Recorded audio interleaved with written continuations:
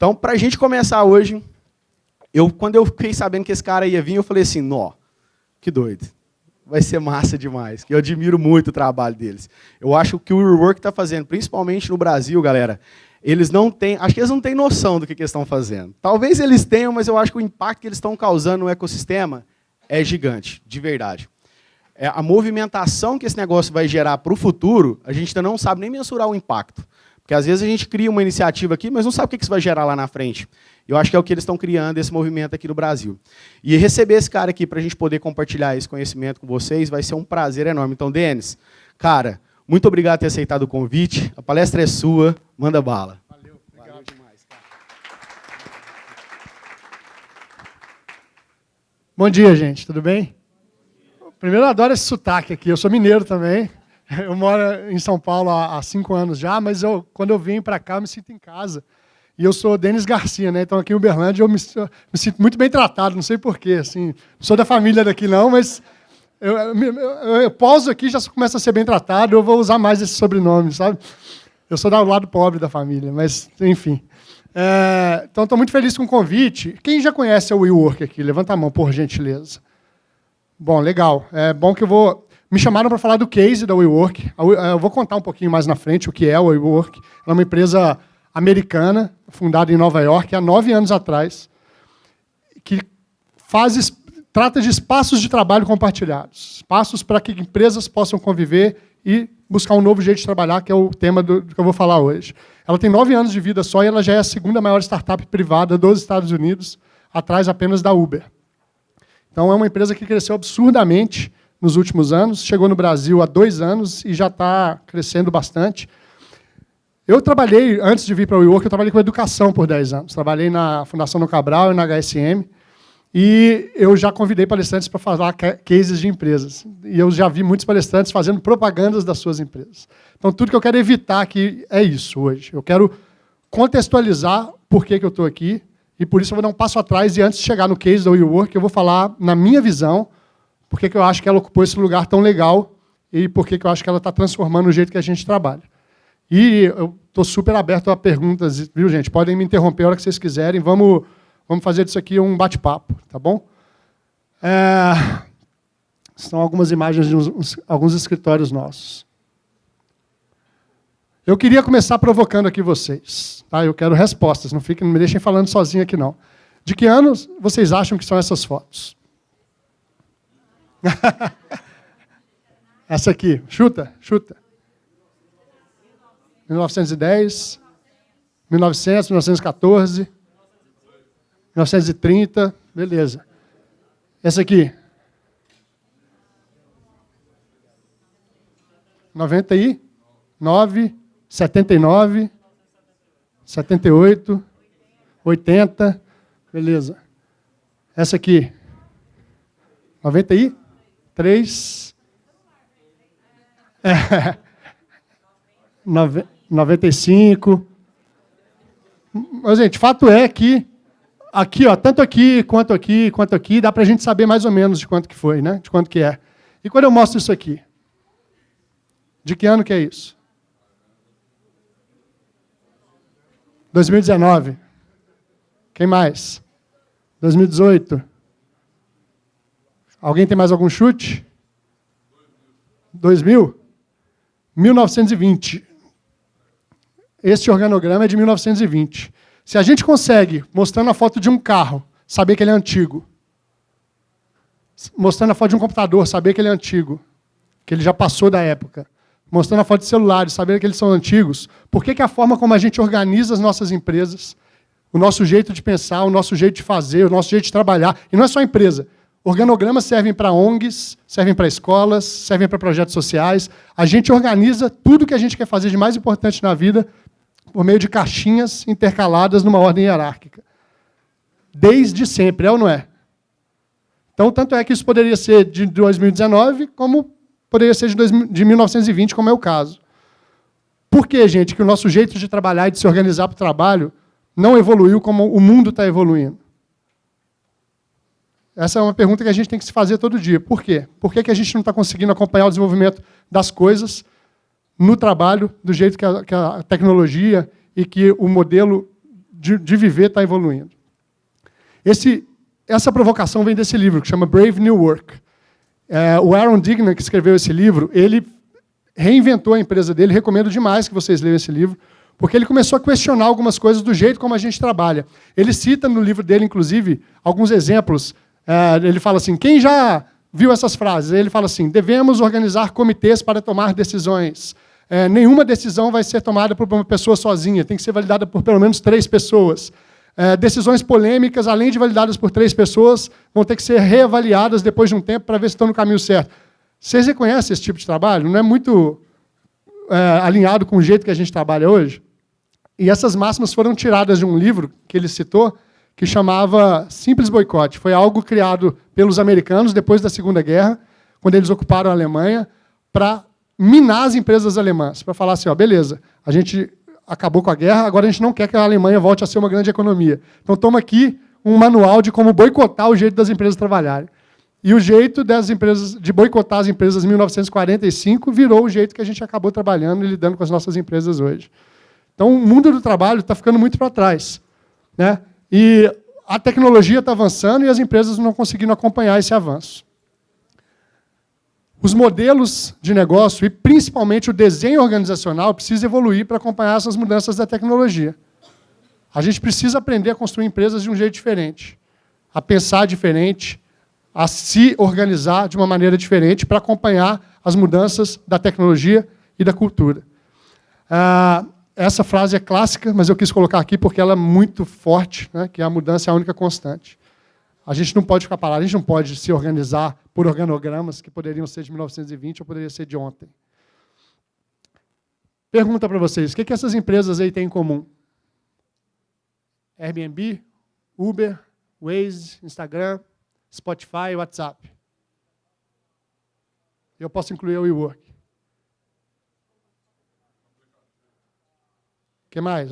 São aplicativos, são tecnologia, são de inovação. Nenhuma delas existia 10 anos atrás. E hoje fazem parte do nosso dia a dia, né? Fazem parte da maneira como a gente vive, de como a gente se organiza, de como a gente se relaciona, de como a gente viaja, de como a gente se desloca de um lugar para o outro, de como a gente trabalha. Nenhuma delas existia 10 anos atrás. E todas são... Você olha para o ícone e você sabe qual empresa é. Elas estão entre as maiores empresas do mundo. As 10 maiores empresas do mundo hoje, 9 são de tecnologia. O que essas empresas aqui têm em comum?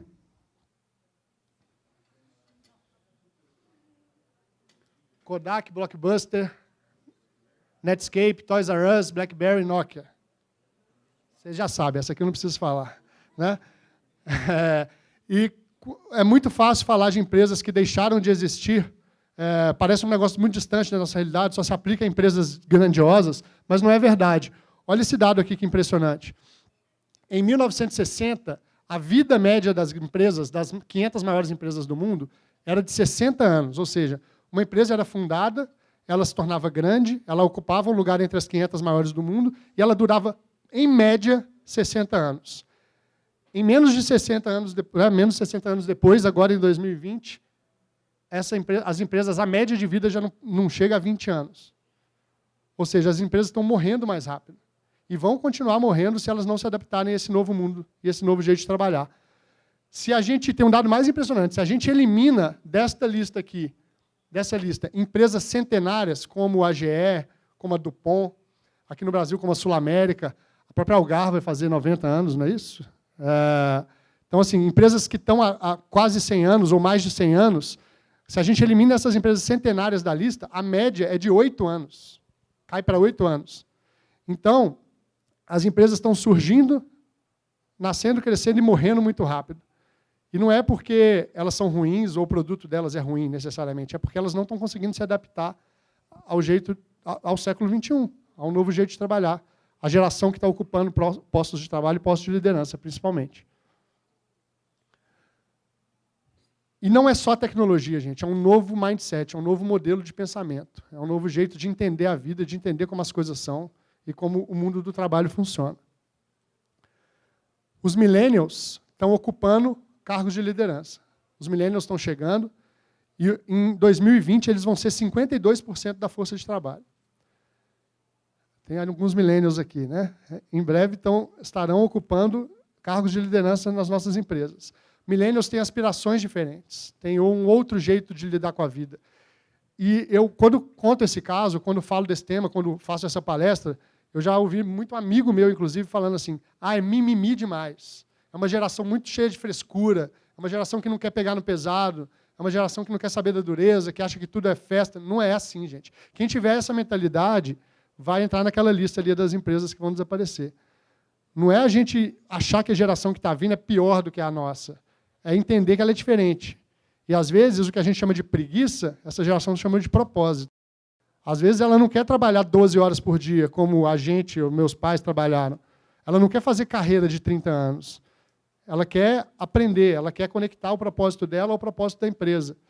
Ela quer conciliar a vida pessoal e trabalho, porque, na verdade, é tudo a mesma coisa hoje em dia.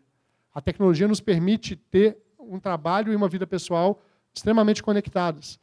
E as empresas que acharem que isso é mimimi, que isso é chororô, que isso é preguiça, vão ter muita dificuldade de se adaptar a esse novo modelo de trabalho. Olha esse dado também. Nós temos um problema. Só 41% dos colaboradores das empresas atualmente se sentem alinhados com a missão da empresa. E 49% com seus valores. Ou seja, só metade dos nossos funcionários estão alinhados com os valores e a missão das nossas empresas. No máximo a metade, um pouco menos. Entretanto, 94% dos funcionários e 98% dos empregadores dizem que isso é fundamental. Ou seja, as pessoas acham que é fundamental você estar alinhado com a missão e os valores da sua empresa. Todo mundo sabe que isso é importante, mas só menos da metade efetivamente está. Esse gap é muito preocupante. Concordam? Se a gente acha que isso é importante, mas não está conseguindo exercer na prática, o que isso significa? Que a gente tem pessoas menos engajadas, menos felizes, menos realizadas no trabalho. E pessoas que vão procurar outra coisa. Essa imagem é linda, né? A gente viveu, na minha visão, 3 ondas do trabalho pós-Segunda Guerra. Né? Não vou nem analisar antes, porque antes era a época o trabalho começa com os grandes especialistas, os mestres de ofício, aquele sapateiro que era o mestre em fazer sapatos e que tinha um assistente ou 2 no máximo, e que, tudo bem, funcionava muito bem para quando você ia fazer sapato para uma vila, né, para uma pequena cidade, para uma pequena comunidade. Mas, à medida que a urbanização foi acontecendo, as cidades foram crescendo, as pessoas se organizando em grupos maiores, aquele jeito de trabalhar não foi mais suficiente. E aí a gente começou a se organizar no modelo gerencial e científico do trabalho de Taylor, de Fayol, né, de Ford. Um modelo no qual você não queria mais o especialista, você queria que o trabalho fosse quebrado em pequenas partes.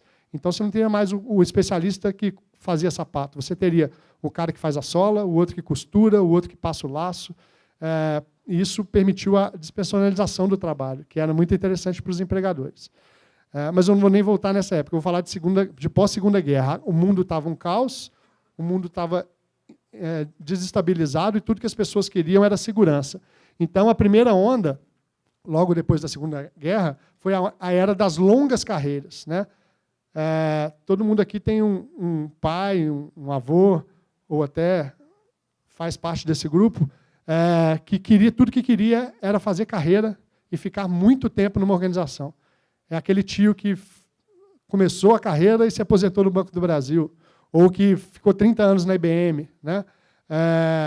Nada errado com isso, gente, pelo contrário. Só que era um retrato de uma época que tudo que as pessoas queriam era estabilidade. Isso era, você trocava a sua competência, o seu tempo, a sua dedicação por um contrato de estabilidade e de permanência por longos períodos nas organizações. Isso foi por volta de 45 pós-guerra até 60, 70, década de 60 e 70. Depois veio a era do dinheiro, dos grandes bônus. Então, as pessoas já não queriam tanto estabilidade assim, elas queriam quem pagasse melhor. A era de Wall Street, né, de executivos que ficaram milionários, que a empresa dando prejuízo, mas o cara ganhando dinheiro. Ou, em alguns casos, os executivos fazendo um belo trabalho e ganhando muito dinheiro por isso, ganhando ações.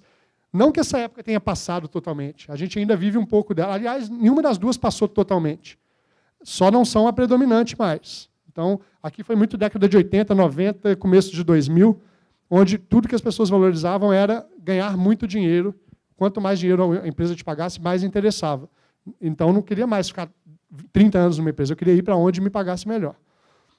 E agora, a gente vive a era do propósito. E é isso que as empresas estão tendo dificuldade para entender e se adaptar a essa nova geração. Gente, eu estou vendo isso na prática, isso não é discurso. Eu estou vendo empresas, a WeWork é muito procurada para ajudar empresas nos seus processos de inovação. Empresas estão tendo dificuldade de contratar.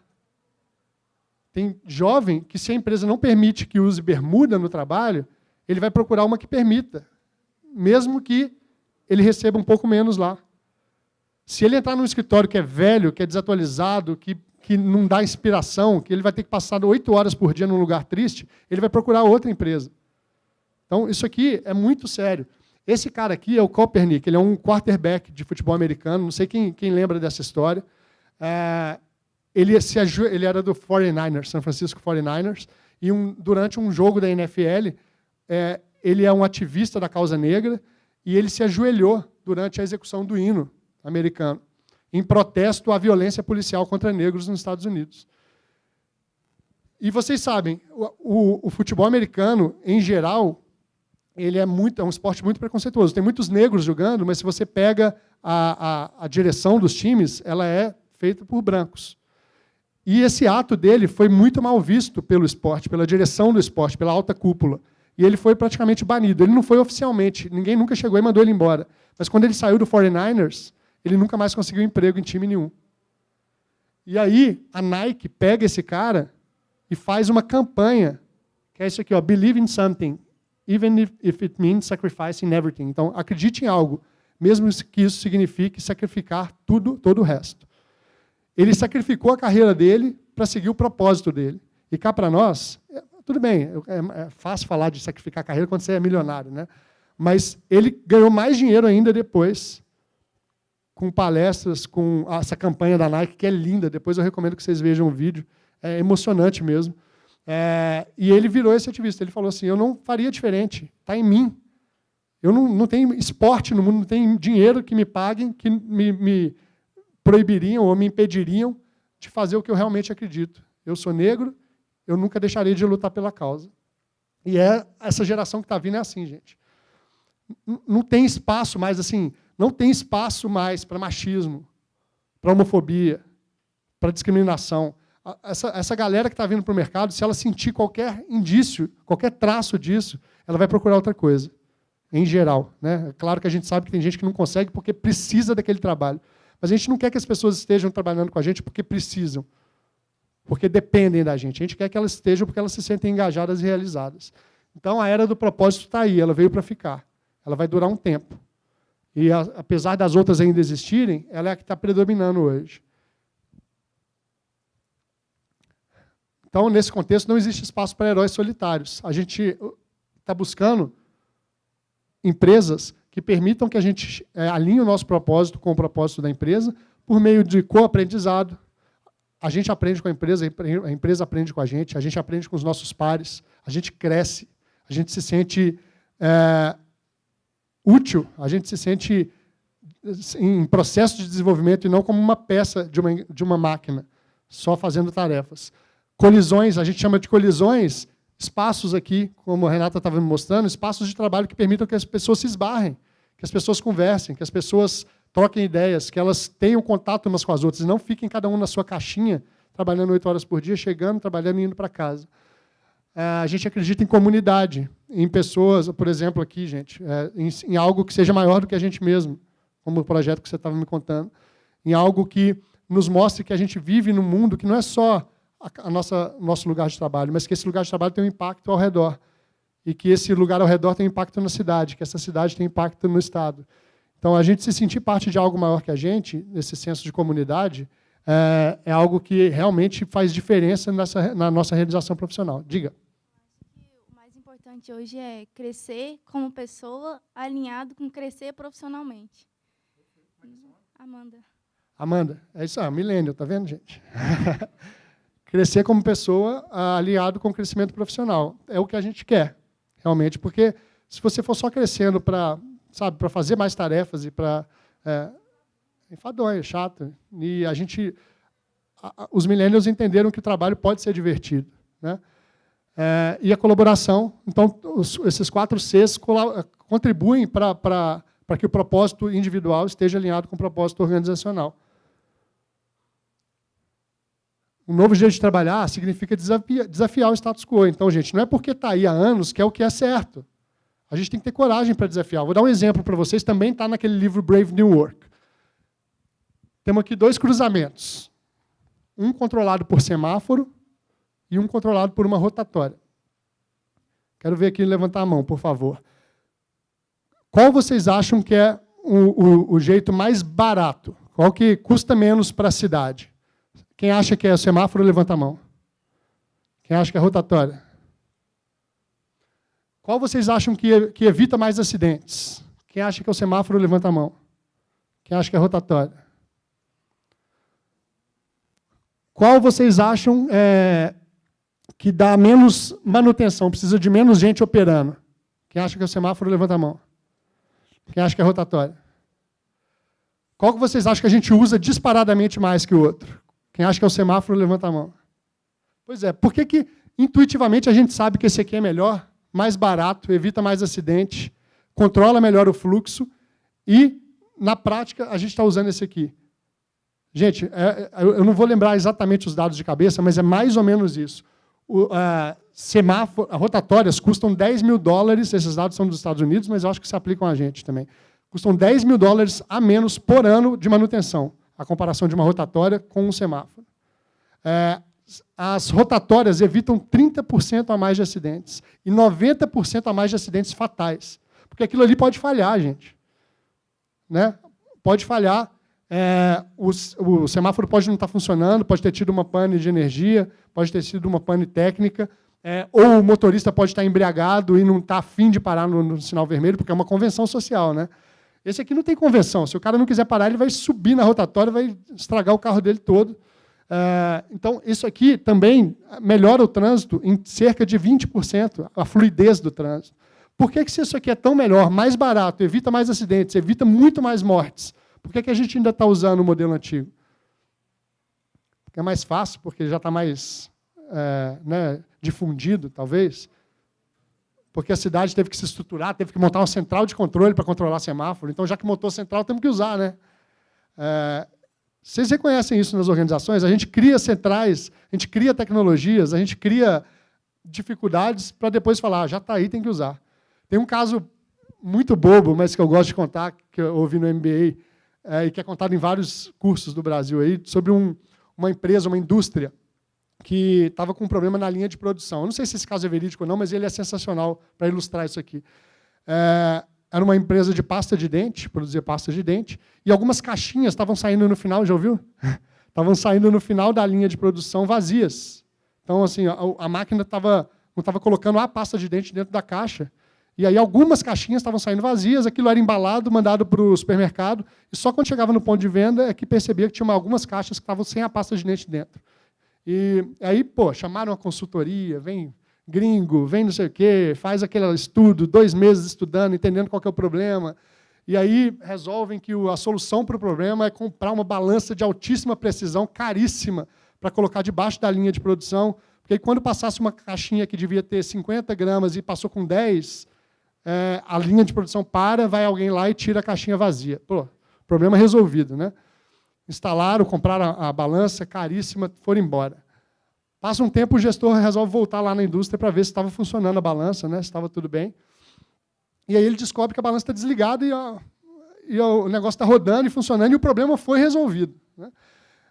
E aí ele chama o chefe da indústria lá e fala, o que aconteceu aqui? Ele fala, doutor, é o seguinte, essa balança, toda hora que ela parava a linha de produção, era um desgaste danado, a gente tinha que esperar 10 minutos para religar o motor, porque senão ele podia estragar, estava dando um prejuízo danado, o pessoal ficava bravo, estava dando prejuízo para vocês, inclusive, porque estava diminuindo a produção. Aí a gente se reuniu aqui na hora do almoço, e o fulano de tal, que é o operador da máquina, teve uma ideia, a gente gostou da ideia dele, fez uma vaquinha, foi lá na Casas Bahia, comprou um ventilador, colocamos o ventilador do lado da linha de produção, toda vez que passa uma caixinha vazia, ele joga ela para fora. Ou seja, por que a gente complica as coisas?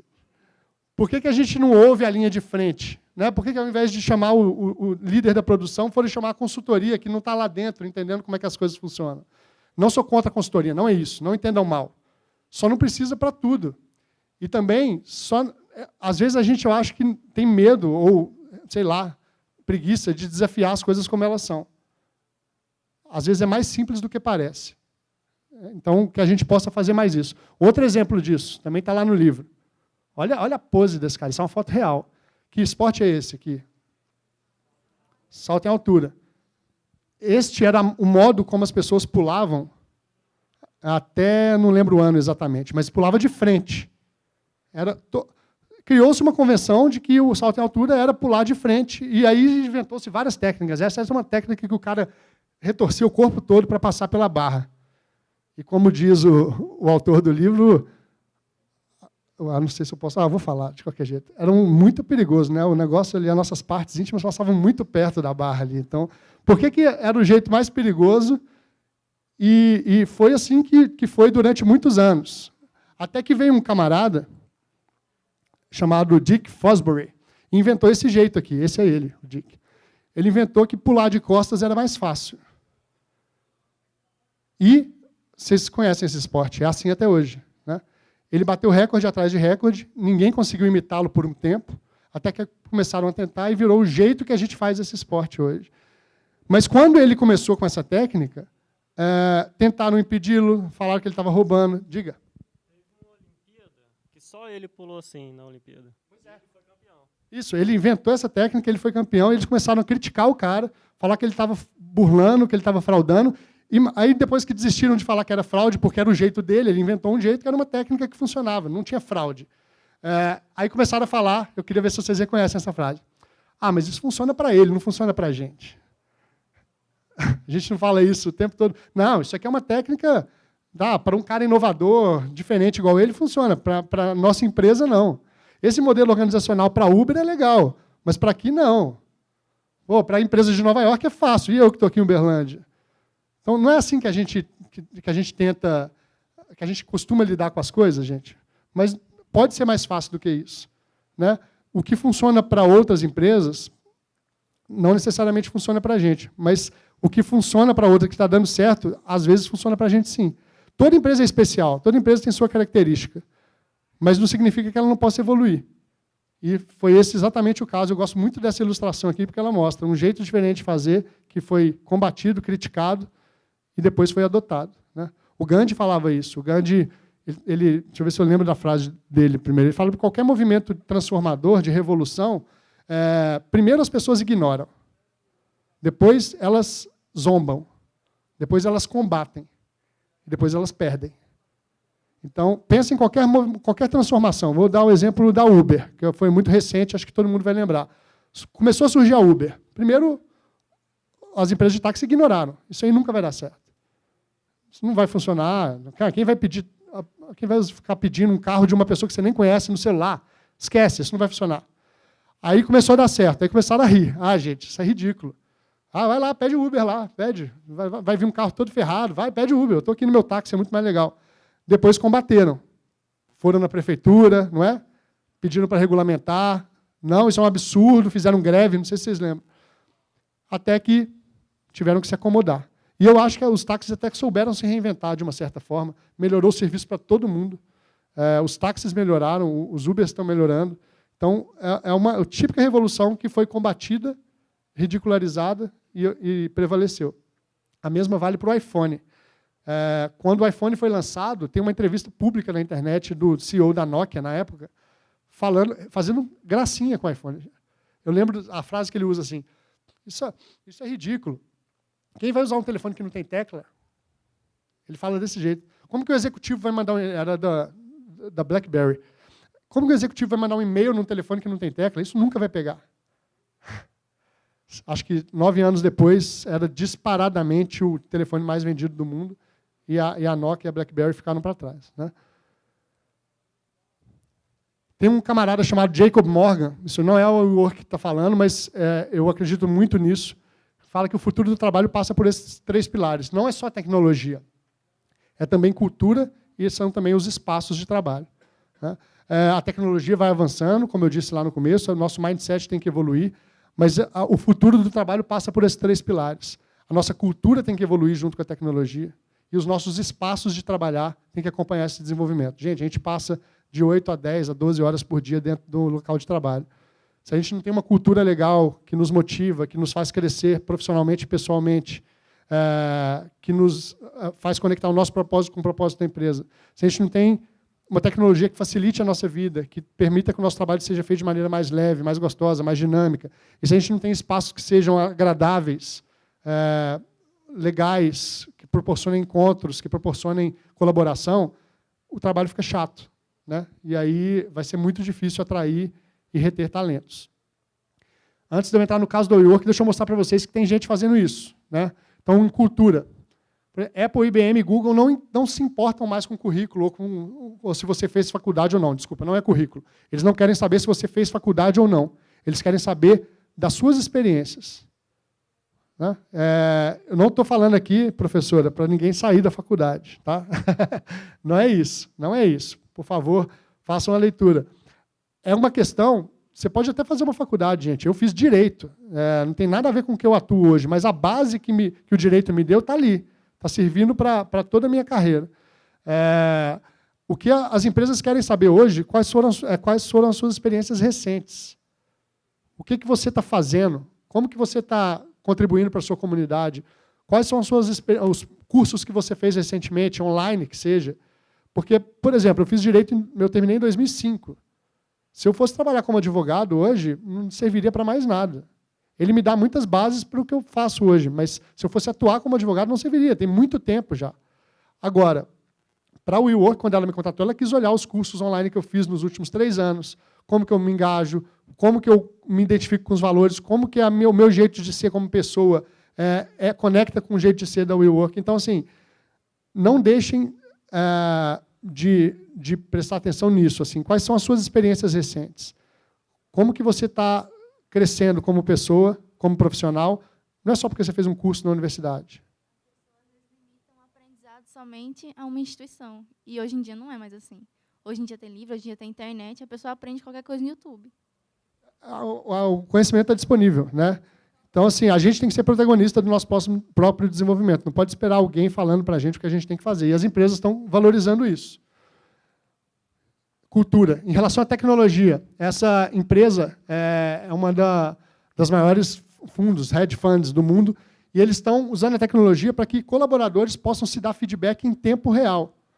Então, é transparência no limite, assim, e não é só do chefe para o colaborador, é do colaborador para o chefe também. É tipo um rating mesmo. Você pode avaliar a pessoa na hora que as coisas acontecem. E é claro que a empresa não vai demitir por um fato isolado, ela vai promover ou demitir pela consistência de ações, né? Mas fato é que as empresas já estão se adaptando a isso, usando a tecnologia para que as empresas sejam mais transparentes e para que as pessoas sejam mais transparentes umas com as outras. Não existe espaço mais para o chefe que manda e não quer receber de volta, sabe? Então, isso aqui já está sendo super adotado também, ou seja, um exemplo de cultura, um exemplo de tecnologia mudando o futuro do trabalho. E um exemplo de espaço. Eu coloquei esse aqui porque Steve Jobs, gente, ele já tem algum tempo que ele faleceu, e ele já estava falando do espaço ser mais colaborativo, mais agradável há algum tempo. Então, é só para ilustrar aqueles 3 pontos que eu destaquei para vocês no slide anterior. Cultura, tecnologia e espaços contribuindo para um novo jeito de trabalhar. Parece distante, né? Estados Unidos, Nova York, Vale do Silício, mas está acontecendo no Brasil também. Eu trouxe alguns exemplos para vocês. A ThoughtWorks é uma empresa americana, tá? Mas ela tá no Brasil, e isso aqui aconteceu no Brasil.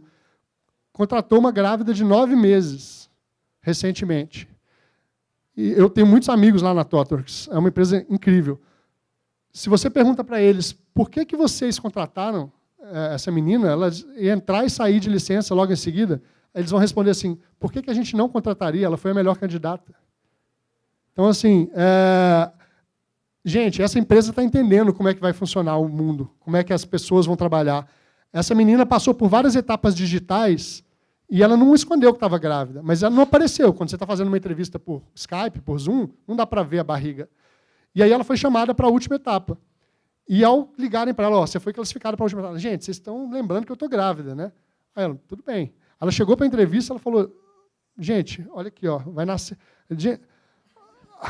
nascer daqui a pouco. Aí o gestor, ele deu até uma entrevista nessa reportagem falando assim, não tem nada no meu job description falando que eu não posso contratar uma grávida. Não tem um chefe me falando assim, pô, você vai contratar uma grávida? Não, eu tenho que contratar de acordo com os skills e com a competência dela. E ela cumpriu todos e ela foi a melhor candidata disparada. Por que eu não contrataria? Cultura na veia, gente. Isso aqui gera empregados ou colaboradores que vão querer estar nessa empresa, que não vão estar lá pelo salário. Né? E essa menina, pô, eu garanto, essa menina, que a não ser que ela tenha um problema de performance ou que ela não goste da cultura depois, mas ela, em condições normais, vai ficar lá para o resto da vida dela, porque ela se identificou com a cultura. Tem coisa melhor, gente, eu sou pai de 2 pequenininhos, do que uma empresa reconhecer que esse momento é uma parte da vida, uma parte relevante e importante da vida. E tudo bem? E que, sabe? E não discriminar, porque... E aí, pô, eu ouvi isso, eu estou aprendendo com isso. Eu entrevistei uma menina semana passada que está de licença maternidade. Ela falta ainda 3 meses para a licença dela acabar. Na hora que eu entrevistei ela, eu já lembrei desse exemplo aqui. Eu falei, se ela for a melhor, eu vou contratar e vou esperar. Porque é essa empresa que eu quero construir. É esse tipo de lugar que eu quero para mim e para as pessoas que estão perto de mim. Cultura. Tecnologia. Oracle. Tive com o CEO da Oracle recentemente. Eles estão fazendo um programa de estágio que faz entrevistas às cegas. Então, olha o uso da tecnologia para o bem, para evitar discriminação. E aqui eu conto um caso muito legal para vocês. Existe um negócio muito perigoso chamado vieses inconscientes. Quem já ouviu falar de vieses inconscientes? Viés inconsciente é aquilo que está lá no fundo da nossa cabeça, que faz parte da nossa criação, não só na nossa família, mas como sociedade, que nos fazem ter alguns preconceitos que a gente nem percebe que tem.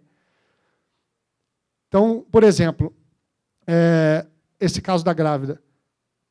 Não precisa nem estar grávida assim, com a barriga grande, mas você sabe muito bem que quando uma mulher é entrevistada, tem aquela perguntinha, né? Você tem filho?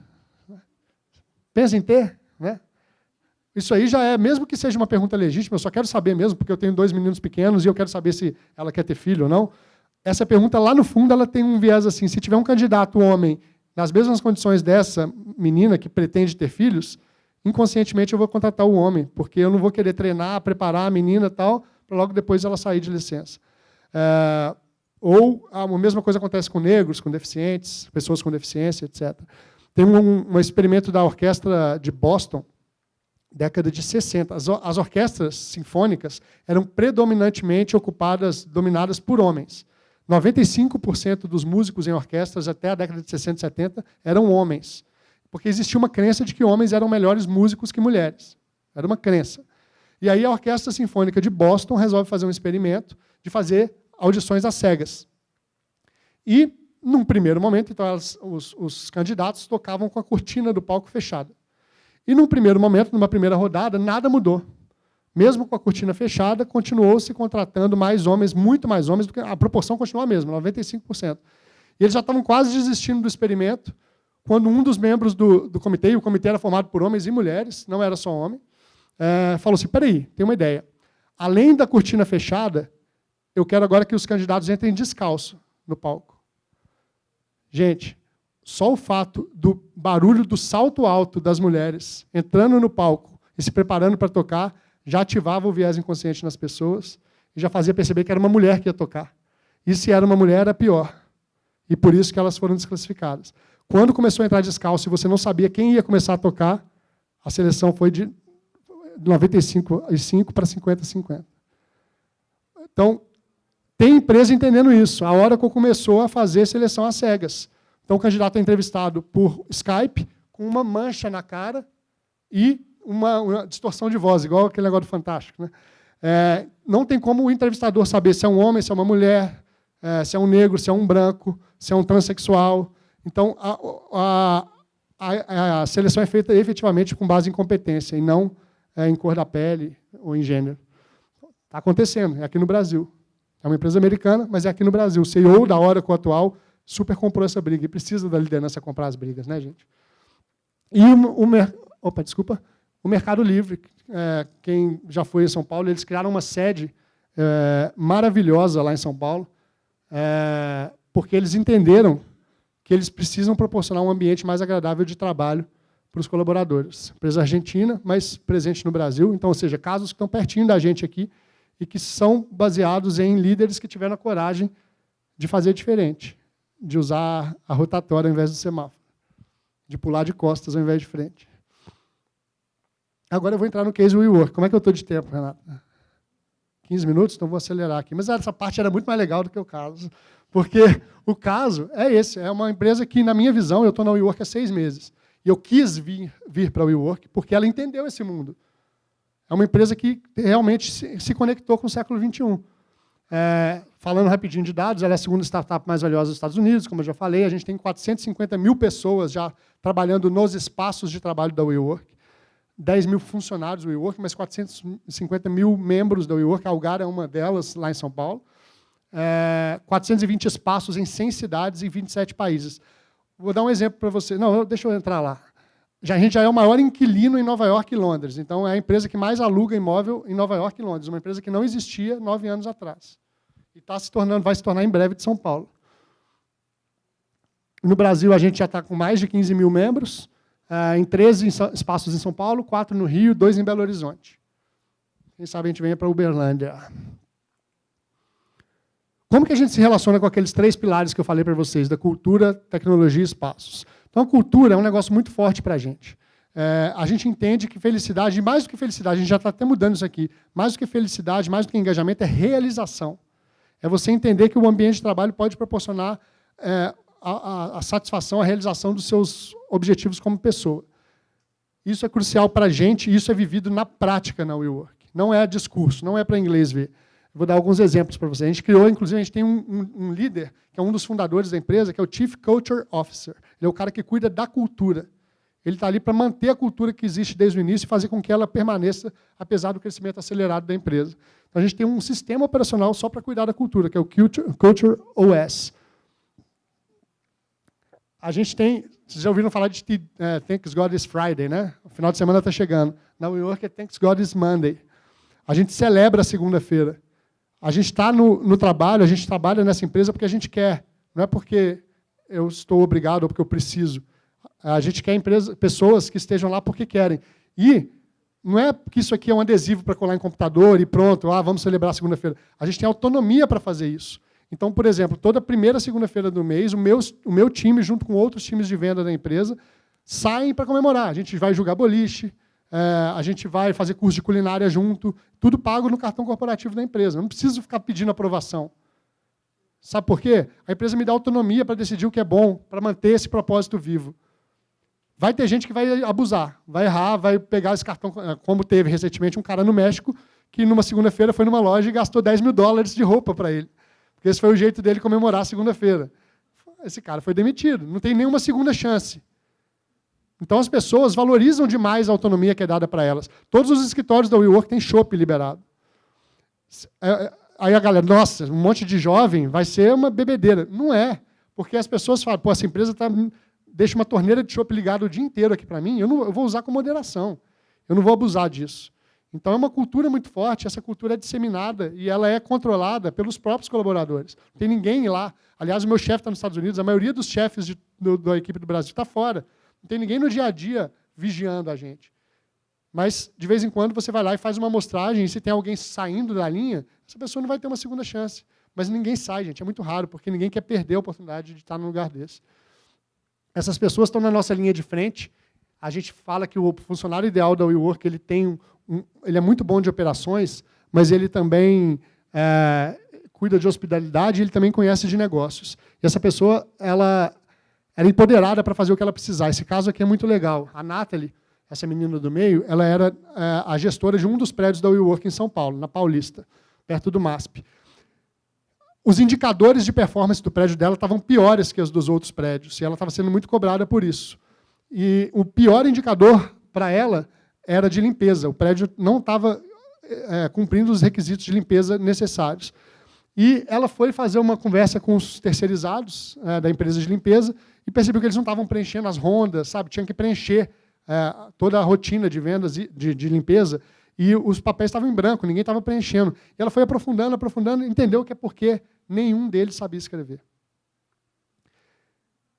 Qual que é o padrão, gente? É uma empresa terceirizada que faz a limpeza. Era só ligar lá e falar assim, troca a equipe. Eu preciso de gente que saiba ler e escrever. Ela procurou a Mastertech, da Camila aqui, que é uma empresa membro da WeWork, e criou um curso para alfabetizar esses funcionários. Essa menina, isso chamou tanto a atenção que ela foi promovida, ela está em Londres hoje, ela trabalha na WeWork em Londres. Porque isso aqui, gente, mais do que uma coisa legal, isso aqui inspirou o resto, as outras gerações que vão ver. Isso aqui foi falado no fórum global da empresa. Então, a empresa dá autonomia para isso. A Nathalie não teve que pedir autorização de ninguém para contratar a Mastertech. Ela foi lá e fez. E isso mudou a vida dessas pessoas que estão lá com a gente até hoje. Esse aqui é um outro exemplo, eu vou pular porque o meu tempo está super curto, mas um exemplo de que a gente entendeu uma demanda de um cliente nosso que estava com dificuldade de contratar e organizou um fórum de contratação com uma outra empresa. Diga. Não, porque eu tenho 10 minutos só. E eu quero ter espaço para perguntas. E aqui eu quero... o jeito mais fácil de entender se essa cultura é vivida na prática seria perguntar para os clientes da WeWork. E a gente foi lá e fez isso. Então, eu queria mostrar para vocês. Uau! Não estava esperando por isso. Comunidade. Eu sinto que eu pertenço a algum lugar. Fluidez, praticidade. Um ambiente descolado, interessante. Flexibilidade. Inovação na forma de trabalhar. Na WeWork eu sempre recebi apoio pelas minhas ideias, isso é fundamental, isso é muito saudável. Diversidade, ambiente leve, descontraído. A comodidade. Infraestrutura para fazer as coisas extraordinárias que a gente faz junto. Todo o ambiente funciona de uma maneira muito simples, muito prática e muito eficaz. Crescimento colaborativo. Network. É a evolução do modo de trabalhar. Eu já tenho possibilidade, através do WeWork, chegar em qualquer lugar do mundo e encontrar qualquer pessoa que eu quiser. Gosto também bastante da ideia de networking. Colaboração. Inovação no lugar de trabalho e simplicidade. A WeWork está redefinindo a forma que a gente trabalha, redefinindo a forma que a gente se conecta em espaços onde valor é gerado. Oportunidade. É a certeza de que todo dia eu vou chegar no escritório e coisas podem acontecer. Então tem um membro novo, tem um vizinho novo, tem um evento que vai acontecer, tem um Tech Monday, tem coisas acontecendo. Então, tantas pessoas diferentes juntas com um único ideal.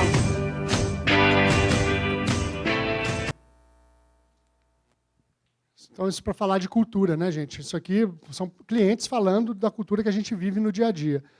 Falando de tecnologia, aí já entra na parte de arquitetura, professor, a gente está usando bastante a tecnologia para tornar o ambiente de trabalho, ou os prédios da WeWork, um sistema operacional vivo, que evolui e que acompanha as mudanças do jeito de trabalhar e do comportamento das pessoas. Então, por exemplo, o uso de salas de reunião, eles são mapeados, e a gente percebeu, por meio de sensores e de uso de mapeamento mesmo dos cartões de acesso, que as salas de reunião, mesmo as salas para 12, 13, 14 pessoas, na grande maioria das vezes, elas são ocupadas por, no máximo, 4 pessoas.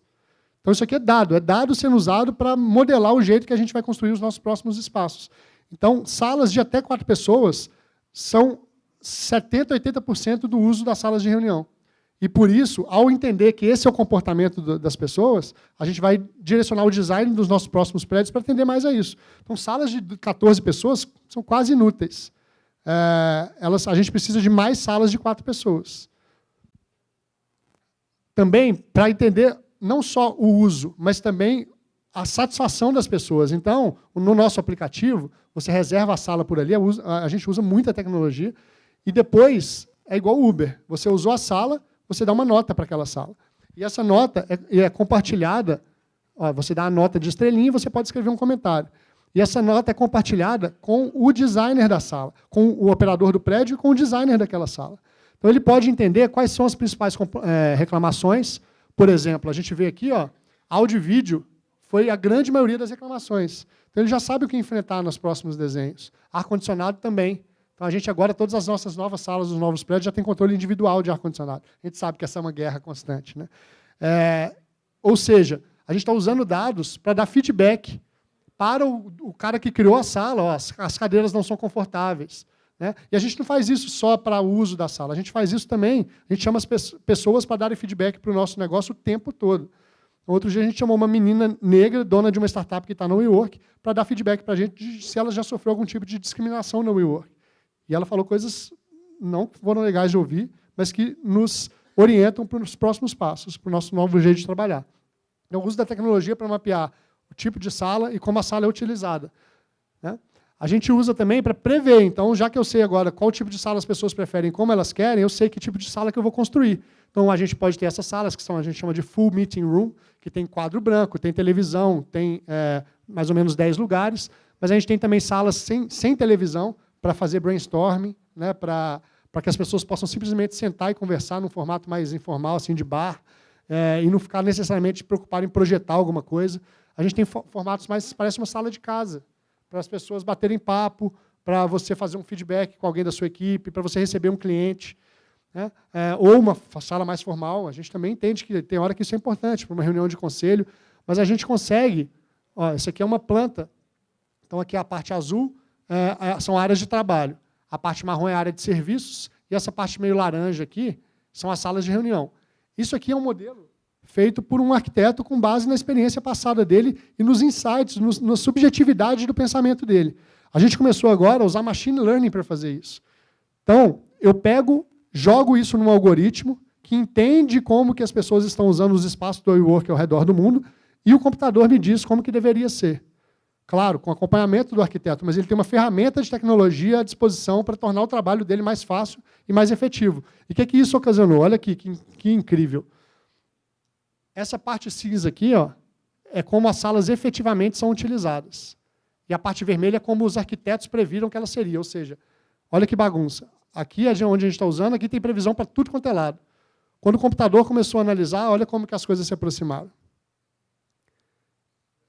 Então, isso aqui, gente, é o uso do computador para o que ele tem de melhor a oferecer. Não para tomar emprego de ninguém, mas para facilitar a vida das pessoas. Né? Então, isso é um uso também um exemplo de uso de tecnologia no nosso dia a dia no trabalho. Eu tirei essa capa da Economist. Ó. O recurso mais valioso do mundo hoje não é o petróleo, são os dados. Então, empresas que não souberem coletar dados do jeito como as pessoas trabalham e usar esses dados para melhorar o jeito como a gente trabalha, também vão ficar para trás. Então, lembrando, tem que entender como a cultura está evoluindo, mas tem que entender como que a tecnologia pode ser usada para transformar dados em melhoria do jeito que a gente trabalha. E é isso que a gente tem feito. A gente transformou os nossos prédios em dados que servem para fazer previsões, né, para melhorar os novos prédios. Então, esse ciclo aqui, gente, ele só tende a levar a gente para frente, para um lugar melhor. E aí, para fazer isso acontecer, a gente tem a nossa sede em Nova York, ela é o piloto de tudo que a gente quer testar. Então, a gente testa na própria pele antes de passar para o cliente. E toda vez que eu vou na sede da WeWork em Nova York, ela está em obra, porque sempre tem alguma coisa sendo implementada para ver se vai funcionar ou não. E, às vezes, não funciona. E a gente testou com a gente mesmo antes de passar para o cliente. E, por fim, os espaços. Né? O nosso espaço ele é todo feito para que as pessoas possam ter uma vida agradável no trabalho. O nosso lema é make a life, not just a living, ou seja, tem uma vida, não só um trabalho. Então, o objetivo principal dos espaços da WeWork são fomentar a colaboração e ter uma diversidade de lugares para que o trabalho não seja um lugar chato, para que você não sente na sua cadeira e fique lá por 10 horas por dia. Então, a gente tem áreas de café, que são áreas das pessoas sentarem para comer, para tomar o chopp, que fica sempre ali, café, almoçar, esquentar o seu almoço que você trouxe de casa, mas também para trabalhar. Eu adoro trabalhar nessas mesas aqui, por exemplo, porque é um ambiente agradável, gostoso, parece que você está num bar, sabe? Então, de vez em quando, é bom sair da mesa e ir para um ambiente desse. Assim como são os lounges, parece uma sala de casa. A iluminação da WeWork é aquela iluminação mais amarelada, não é aquela branca de escritório, porque ela quer que você lembre que você está num ambiente que pode ser parecido com a sua casa. Afinal, você vai passar tanto tempo lá como você passa em casa. Né? Então, hot desks, né, que são mesas para você ir cansou do seu lugar, vai lá, trabalha um pouquinho dali, conversa com outras pessoas, encontra outras empresas, encontra outras equipes, e não fica só com aquelas 5 pessoas que te rodeiam o dia inteiro. Áreas compartilhadas, né? Parece mesinhas do Outback, que a gente fala. Bibliotecas, né? Sofazinhos. As pessoas dormem aqui, tiram um cochilo depois do almoço. Salas de reunião, já falei um pouquinho delas, mas cada uma com o seu propósito. Cabines telefônicas, eu vi que vocês colocaram aqui, né? Isso aqui, lembra que eu falei que as salas são ocupadas até no máximo por 4 pessoas? Em grande parte, ela é ocupada por uma pessoa que precisa fazer uma ligação ou um call, né? Um vídeo.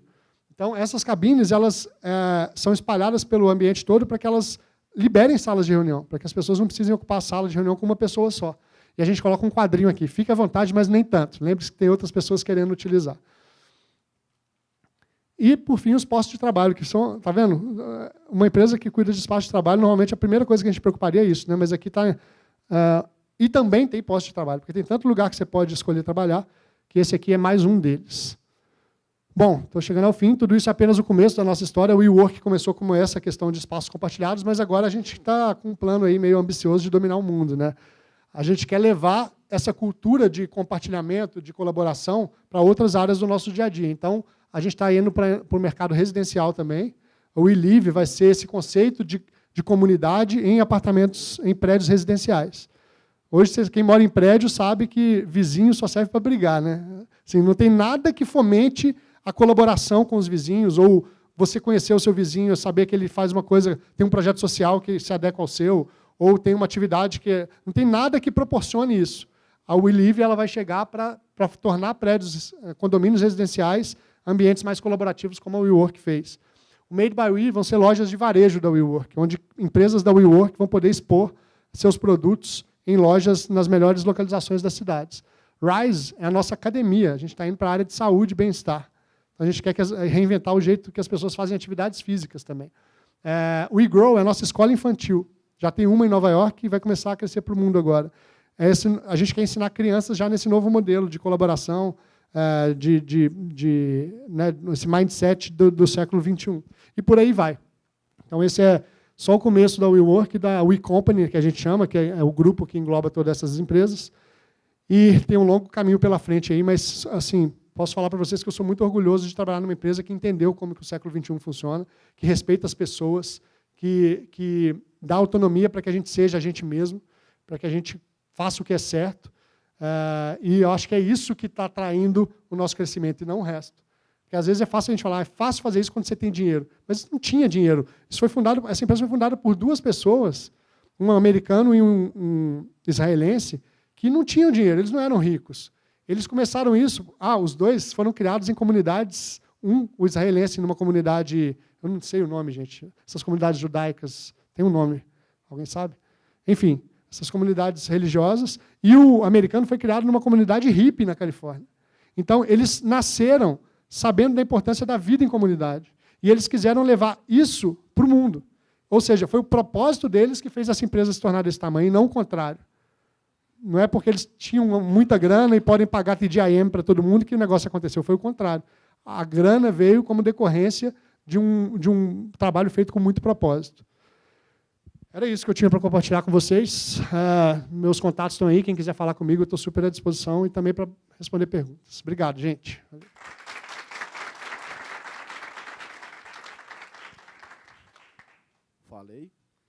Falei que o cara era monstro.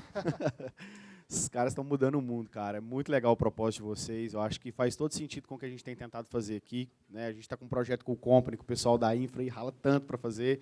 E a gente traz essa visão de que não é só infra, é N outras coisas conectadas para poder trazer uma experiência melhor para as pessoas no momento de trabalho.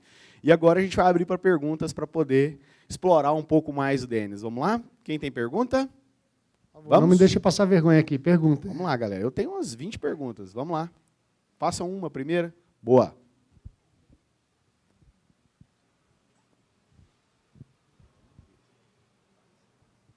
Oi, tudo bem? Meu nome é Fabrícia, eu sou da infraestrutura da Algar Telecom e sou responsável pela gestão dos contratos de imóveis e facilities, né? Tudo a ver com o espaço... É meu cartão? Quero. Só para te falar, o Luiz Alexandre Garcia está em Nova York. e a gente vai levá-lo para conhecer essa sede da WeWork, onde as coisas estão sendo testadas. Você até disse que a gente está em São Paulo, né, na WeWork de São Paulo, estamos no Rio também. Tem uma equipe nossa lá no WeWork do Rio da Barra. E, ultimamente, a gente tem uma série de desafios para poder alocar as pessoas, as nossas equipes, principalmente com a expansão da Algar Telecom, em locais que estejam de acordo com a cultura da empresa, o modo de trabalhar da empresa. E você até comentou sobre isso, sobre as desculpas, né, das pessoas para algo novo, inovador, como isso se aplica para fulano, mas para mim não. E eu ouço muito isso. O coworking é bom para startup e empresas pequenas, mas para empresas como a Algar, não. Como que empresas maiores, mais robustas, como que vocês trabalham esse tipo de argumento com os seus clientes quando vocês vão fazer uma abordagem? Fabrícia, né? Fabrícia, a WeWork surgiu para startups mesmo, lá em 2010. E o público majoritário foi startup durante algum tempo. Até que as grandes empresas começaram a perceber que elas precisavam se aproximar desse mundo, precisavam entender como que esse novo jeito de trabalhar estava sendo implementado. Então, não precisou nem de muito argumento. Hoje, 40% dos clientes, dos membros, desses 450 mil membros que a gente tem no mundo, já são grandes empresas. Essa é a minha área, né? Eu cuido da área de enterprise, que são empresas com mais de 1.000 colaboradores. 40% dos nossos membros já são dessas empresas. Não significa que é a solução para tudo. Não é. Então, assim, não é chegar aqui e falar assim, vamos levar todo mundo da Algartec para uma WeWork. Não é assim. Isso pode... Tem um trabalho de gestão da mudança, tem que ser muito cuidadoso, você sabe disso. Então, normalmente, a gente começa com células, com pílulas, né? Por exemplo, a Vale, no Rio, toda a área de inovação saiu da sede da Vale em Botafogo e está com a gente na WeWork Botafogo. Porque eles entenderam que precisava tirar um pouquinho o pessoal do dia a dia da Vale para entender como que aquela área pode proporcionar novos passos para a empresa como um todo. Outras empresas não querem tirar suas áreas de inovação, como é o caso da Sul América. A Sul América ela usa o WeWork como espaço para fazer squads. Então, os times são formados por projeto, e esses times de projeto têm a WeWork à disposição para usar para fazer a entrega dos projetos. Você sabe como é que são os squads, né? São times multidisciplinares. Então, o legal é que impacta muita gente. Então, ao invés de ser só o time de inovação, os squads, que são times de várias áreas, usam o WeWork como espaço para realizar os projetos. No caso do InovaBra, o Bradesco criou todo o centro de inovação com a gente, né? Assim como o Cubo do Itaú, também é operado pela WeWork. Visitou? Então, assim, não existe uma resposta pronta. Precisa entender qual que é o objetivo da empresa, o que ela quer com estando nesse ambiente de colaboração, convivendo com outras empresas. Gente, tem empresa que fala, gente, eu quero testar, mas eu não quero shopping, ainda não estou preparado para isso. Acho que a minha equipe ainda não vai ter a maturidade necessária para então tira a chopeira do meu andar. Ou tem outras que falam, ó, eu não quero gente de outras empresas entrando no meu espaço. Eu sou um banco, eu tenho dados sigilosos, então é muito legal a colaboração, mas para mim não funciona. A gente vai tentando entender e se adaptar à demanda de cada empresa. E isso tem dado super certo, porque, como eu disse, 40% dos membros já são de grandes empresas, né? E 40% são de startups, e os 20% do meio são de empresas de médio porte. Essas, cá para nós, são as que estão tendo mais dificuldade de entender. Normalmente são empresas familiares não profissionalizadas, ou empresas que estão naquele meio do caminho entre ser uma startup e crescer, e que ainda têm uma dificuldade muito grande de entender onde que elas se posicionam. Mas as grandes já entenderam. Respondeu?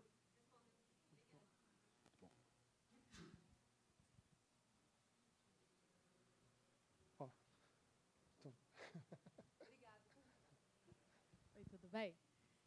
Meu nome é Camila, eu sou arquiteta. Eu queria falar de um caso aqui da própria Tech, né, que é muito específico. Quando a gente começou a fazer o projeto Cool Company aqui, a área de staff foi a primeira a ser alterada, e ela tem uma realidade que cabe bem nesses propósitos de trabalho colaborativo, esses espaços diferenciados. E agora a gente está numa etapa de planejamento do Cool Company para as operações, que a gente tem uma realidade de call center, que é muito diferente, né? Onde tem contratos com clientes específicos, tem toda uma venda, né, de pontos de atendimento, que é um pouco diferente, já é um trabalho que não cabe muito esse colaborativo. Mas, da mesma maneira, eu acho que demanda essa convivência, essa leveza maior no espaço de trabalho. Vocês têm vivência de algum espaço de call center mesmo que transformou? Porque hoje a gente procura casos semelhantes e, geralmente, os call centers ainda continuam com aquela estrutura bem tradicional ainda. A gente ainda não vê muita inovação nessa área. Você tem alguma experiência nesse assunto? Essa é uma ótima pergunta, porque várias empresas estão tentando ir para esse lugar, mas ainda não é trivial, né? E não é trivial por vários aspectos. Um deles é custo, né? Quando você fala de coworking, colocar uma área de suporte ainda é custoso. Mas a gente está tentando desenvolver soluções para que isso possa acontecer, né? Então, eu tenho conversas avançadas já com um grande banco, não posso falar qual deles, mas que quer proporcionar também para a área de suporte esse ambiente, sabe por quê? Para evitar aquele negócio, os legais e os chatos, sabe? Aquela área super inovadora, super legal, super divertida, e a minha área, ninguém está olhando por ela. Então, a gente está nesse desafio atual de pensar um modelo que seja um modelo mais light, porque também não precisa de toda essa estrutura, senão fica caro mesmo. Mas que tenha o básico, que tenha o essencial para manter essa estrutura relevante, manter de pé, e, ao mesmo tempo, mostrar para as áreas de suporte que elas também estão sendo pensadas, que elas também devem se adaptar a esse novo modelo. Então, não é trivial, você tem um ponto muito importante aí, mas a gente está no momento de pensar isso, porque tem que ser para todo mundo, gente. Não pode ser, isso aqui não pode ser para uma área só da empresa, porque senão a gente vai causar rixa, vai causar o oposto do que a gente quer. Entendeu? Som. Meu chefe perguntou se ele podia fazer uma pergunta. O que eu respondo para ele? Tudo bom, Denis? Tudo, e você? Primeiro, parabéns, foi extremamente rico, né? Ouvir um pouco da história do WeWork. A gente escolheu estar no InovaBra não só pelo Bradesco, mas também pelo espaço de vocês. E esse evento começou sendo feito só pela Algar. E ele tinha 14 atividades na época. Nesse ano, a gente vai atingir mais de 130 atividades. E a gente só conseguiu fazer isso porque houve um movimento de colaboração do ecossistema de inovação da cidade e região, com mais de 40 parceiros se engajando no propósito de fazer algo comum, tirando um pouquinho da nossa necessidade de o meu evento e passou a ser o nosso evento, fortalecendo a nossa região, para depois a gente pensar em competição e em concorrência. Mas, mesmo assim, a gente ainda percebeu que a gente poderia ser ainda muito maior e muito mais forte, porque ainda há determinadas vaidades, determinada dificuldade no engajamento no movimento colaborativo. Aí minha pergunta para você é: qual que é a sacada do WeWork para estimular cada vez mais esse despreendimento daquilo que é o meu e facilitar esse engajamento no movimento de colaboração? Cara, excelente. Existe um livro chamado A Revolução das Plataformas, do Marshall von Neistat, professor da Universidade de Boston, que ele fala que o mundo que a gente vive atualmente é o mundo das plataformas. E plataforma muda o jeito que a gente pensa. Na plataforma, você não precisa ter, você precisa acessar, né? Não necessariamente possuir, mas acessar recursos. Na plataforma, as barreiras, no modelo antigo, as barreiras de entrada são muito grandes. Nas plataformas, são quase nulas. Então, cara, para mim, isso tem que ser assim. Que bom que vocês estão nesse caminho, sabe? O fato de vocês... Eu estava até brincando aqui com a Renata, que isso aqui, para mim, se vocês investirem em tempo e energia, vai virar o SXSW do Brasil, cara. E vai ser muito legal se isso acontecer em Uberlândia. Então, assim, contem com o meu apoio para isso. E, para isso acontecer, o SXSW não é de ninguém, né? Não tem uma empresa por trás. Simplesmente, no caso aqui, a Algar, entregando valor e propósito para a comunidade e para a região que ela habita. Então, para isso acontecer, não pode ser proprietário, tem que ser de todos. E, para ser de todos, tem que acessar todos os recursos disponíveis. Tem empresas incríveis aqui em Uberlândia. Tem pessoas inteligentíssimas também, existe vida fora da Algar, né? E quanto mais vocês acessarem esses recursos e mais envolverem essas pessoas para que esse evento... o Kaepernick, que eu dei o exemplo aqui, o jogador de futebol americano, no vídeo da Nike, ele vai dando alguns exemplos. E ele fala assim, não seja o melhor jogador de basquete da sua escola, seja maior que o basquete, né? Então, assim, se vocês continuarem trabalhando para esse propósito de fazer este evento ser algo maior do que a própria Algar, ele vai dar muito certo. Ele vai entregar valor e entregar propósito. E como as pessoas estão ansiosas por propósito, elas vão responder com presença, vão responder com dedicação, com projetos. Então, eu acho que vocês estão no caminho certíssimo, cara. E contem com o nosso apoio para continuar a fazer isso acontecer e crescer cada vez mais. Faz sentido o que eu falei? Henrique, Portugal, que isso, quanto tempo. Tá achando o quê? Esse evento aqui só tem estrelas. Que isso. A gente tem perguntas no Workplace, vou passar para a Larissa aqui para ela compartilhar com a gente. Vamos lá, Denis. O Everton, ele pergunta, os espaços de coworking são livres de uso para qualquer pessoa ou exigem um investimento da empresa do qual se trabalha? Como um pagamento de locação do espaço ou pagamento diário? Como funciona financeiramente falando? Tá. Os espaços podem ser alugados por pessoas físicas ou por empresas, né? É o Everton que perguntou, né? Everton, então, assim, os espaços podem ser alugados por pessoas físicas ou por empresas, ele é uma mensalidade. Você tem acesso àquele... É um cartão, você acessa o prédio que você trabalha, e com esse mesmo cartão você pode acessar qualquer WeWork do mundo. Então, pelo aplicativo, eu consigo bloquear, vamos supor que eu vou para a Argentina de férias, e aí lá no meio das férias eu preciso fazer uma ligação, eu posso entrar num prédio da WeWork e fazer essa ligação de lá. Então, o modelo é esse, é uma mensalidade que é paga ou pela pessoa física ou pela empresa, e ela dá acesso a todos os serviços. O legal é que é isso, não é um aluguel, não é uma comparação com um aluguel.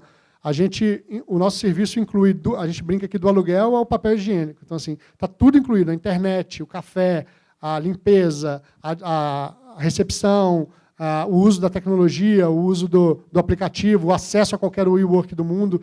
Então, você paga uma mensalidade para ter acesso a tudo isso. Isso simplificou demais a vida das pessoas, né? No caso da pessoa física, do empreendedor, ele pode focar no que é importante para ele. Ele não tem que ficar focado em comprar suprimentos, comprar café, comprar papel, comprar materiais de escritório, ou cuidar de pagar o aluguel todo dia no mês, na hora certa, pagar o condomínio, pagar o IPTU. A gente simplificou uns 12 contratos em um, né? E para a empresa grande isso também é muito legal. Então, a empresa para de se preocupar com uma gestão de vários fornecedores e passa a ter um fornecedor só, que é o WeWork. A simplificação da vida das pessoas foi um grande achado da WeWork nesse processo. Mais alguma, gente? Se vocês quiserem me perguntar informações inúteis, eu sei várias também. Por exemplo, Som. Quem sabe a altura da Shakira? Eu sei. 1,57, que é a mesma da Lady Gaga. Ó, pronto, vocês saíram daqui com um aprendizado. Eu queria dizer que eu gostei muito, né? Achei uma coisa inovadora. E, assim, eu, pelo menos, vejo isso como futuro, né? E isso aí é uma coisa que é uma nova era dos negócios, né? E eu queria saber, assim, a gente vendo assim esse tipo de trabalho, a gente acha que às vezes que é mais para uma coisa, para uma empresa administrativa, né? Esse tipo voltado para esse tipo de área de negócios. Você acha assim, que futuramente isso pode abranger praticamente qualquer serviço? Alô? Amanda faz ótimas perguntas.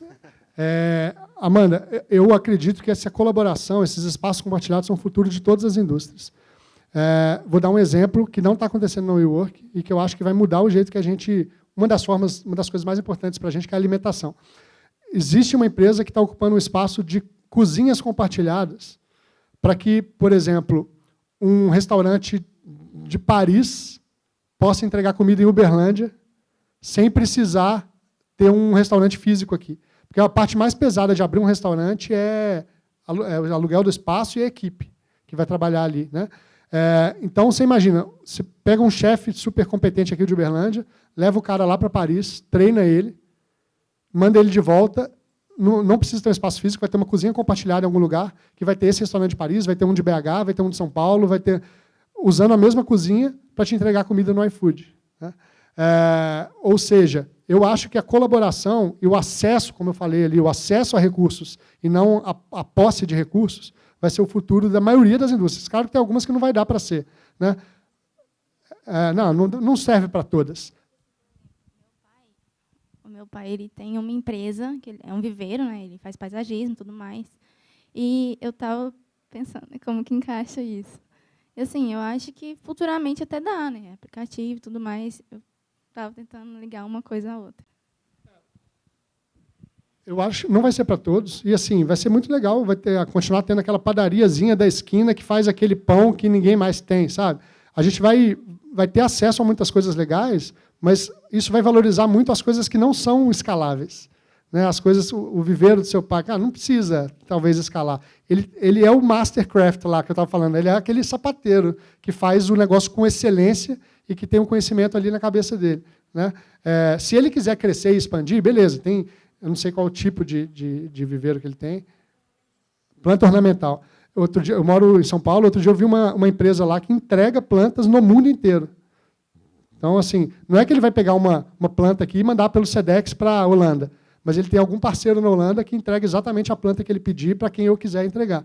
Então, assim, vai depender do objetivo da empresa. Ela quer ser algo global, ou uma rede, ela quer ser uma plataforma, ou ela quer escolheu ser pequena e fazer em alta qualidade. Né? O exemplo que eu dei do restaurante francês talvez nem seja o melhor, porque o restaurante top francês ele vai querer continuar sendo aquela experiência que você tem em Paris quando você vai lá.